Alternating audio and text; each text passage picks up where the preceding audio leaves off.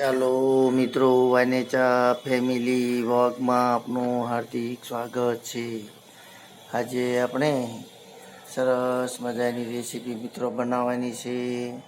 તમે પૂરેપૂરી રેસીપી જોજો. ચાલો તો સરસ રેસીપી લઈને આપણે રસોડાની અંદર આવી ગયા છીએ. જે રેસીપી બનાવવાની છે તેનું નામ છે સરસ મજાના દેશી કારેલીનું સરસ મજાનું બેસનવાળું શાક બનાવવાનું છે મિત્રો. તમે પૂરેપૂરી રેસીપી જોઈજો, કારણ કે અત્યારે ચોમાસું ચાલી રહ્યું છે અને સરસ મજાના આવા દેશી નાની નાની કારેલી પણ બજારમાં મળે છે મિત્રો.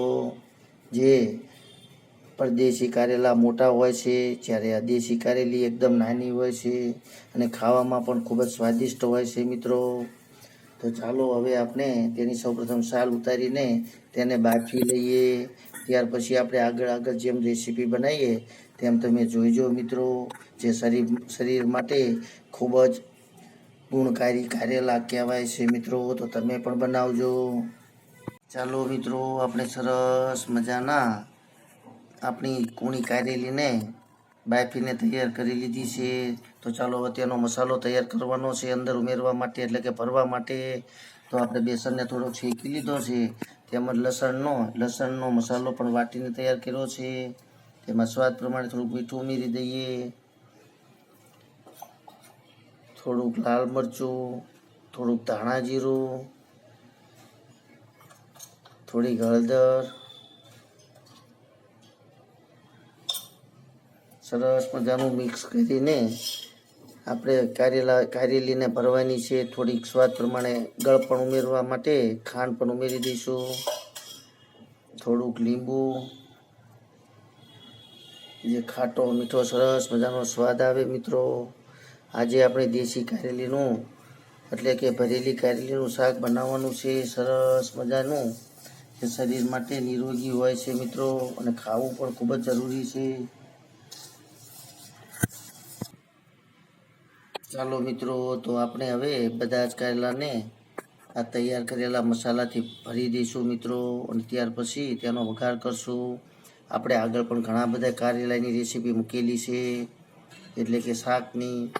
તેમાં આપણે અલગ રીતે મસાલા અલગ બનાવેલા છે મિત્રો. જે ચવાણું પૌવાના મસાલા બનાવીને પણ ભરેલી કારેલીના શાક બનાવેલા છે.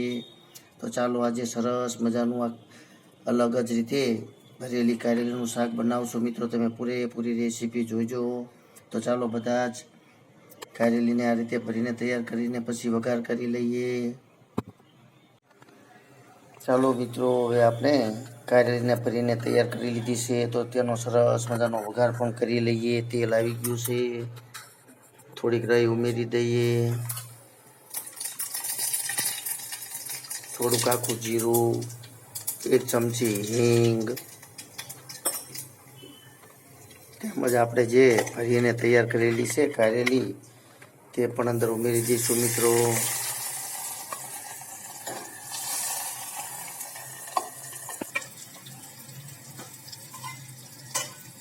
ચાલો મિત્રો, તો હવે આપણે તેને ફક્ત તેલમાં જ પાકવા દેવાનું છે. ધીમા તાપથી 4 થી 5 મિનિટ સુધી પાકવા દઈશું. ત્યાર પછી જે આપણે થોડોક લોટ વધારેલો છે, એટલે કે મસાલો જે તેનો બનાવેલો તે અંદર ઉમેરી દઈશું મિત્રો. ચાલો આપણું શાક તૈયાર થાય ત્યાં સુધીમાં આપણે તેની સાથે સર્વ કરવા માટે સરસ મજાની રોટલી પણ બનાવી લઈએ. ચાલો મિત્રો, તો આપણે આજે દેશી કારેલીનું શાક સરસ મજાનું બનાવવાનું છે. તેની સાથે સર્વ કરવા માટે સરસ મજાની ફુલકા રોટલી પણ તૈયાર કરી લઈએ.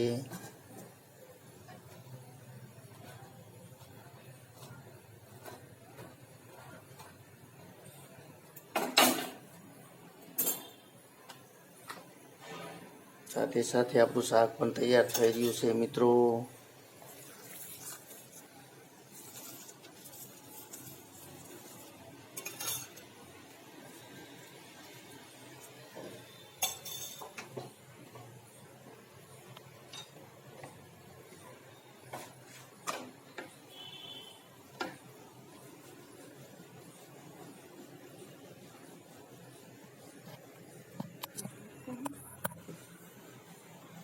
ચાલો મિત્રો, હવે બધી જ રોટલી તૈયાર આ રીતે કરીને આપણે જમવા માટે બેસશું મિત્રો.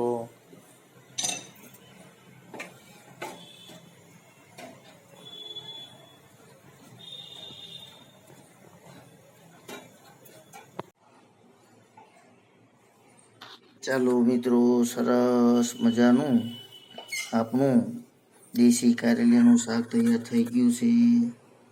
જોતાં જ મોઢામાં પાણી આવી જાય તેવું સરસ મજાનું કારેલીનું શાક છે મિત્રો. તેમજ સરસ મજાની આપણી દેશી ઘીથી લચપચ એવી ફુલકા રોટલી છે, દેશી છાશ છે, ગોળ છે. તો ચાલો મિત્રો, જમી લઈએ આપણે હવે. તમે પણ એક વખત ચોક્કસ આવું દેશી કારેલીનું શાક બનાવજો મિત્રો, કારણ કે આરોગ્ય માટે તો ખૂબ જ સારી વાત છે. ખાવાથી ઘણા બધા શરીરના ફાયદા થતા હોય છે મિત્રો. કારણ કે શરીરની અંદર કડવાશ જાય એટલે આપણને ઘણા બધા રોગ મૂળમાંથી નીકળી જતા હોય છે. તો ચાલો મિત્રો, આજે આપણે એવું સરસ મજાનું દેશી કારેલીનું શાક જમવાનું છે. તો આપણે જમી લઈએ. જો તમને મારી આ રેસીપી ગમી હોય એટલે કે પસંદ આવી હોય તો મિત્રો ચોક્કસથી લાઈક, શેર અને સબસ્ક્રાઈબ કરજો. જય યોગેશ્વર ભગવાન, જય માતાજી.